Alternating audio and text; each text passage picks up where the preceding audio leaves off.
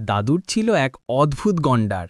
গ্রামের লোকেরা তাকে বলতো জুস গণ্ডার, কারণ ভোর হলেই গণ্ডারটা ঝর্ণার মতো কমলার জুস ছাড়ত।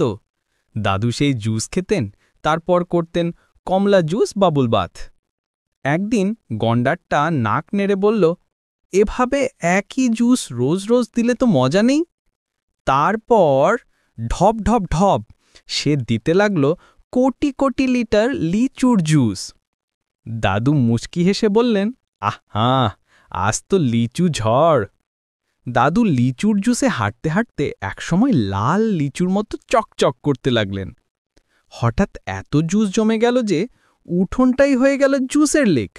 দাদু চিৎকার করে বললেন, এই গণ্ডার, আমাকে একটু ঠেলা দে, আজ আমি জুস সার্ফিং করব। গণ্ডার তার মোটা শিং দিয়ে হালকা টোকা দিতেই দাদু শশ করে জুসের ওপর দিয়ে স্লাইড করতে লাগলেন। গ্রামবাসী দৌড়ে এসে বলল, দাদু, এটা তো জুস অ্যাডভেঞ্চার পার্ক।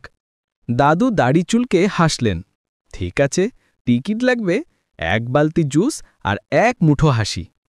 গণ্ডার খুশিতে লেজ নেড়ে বলল, কাল কোন জুস বানাবো, আনারস, কুল না চকো মিল্ক জুস?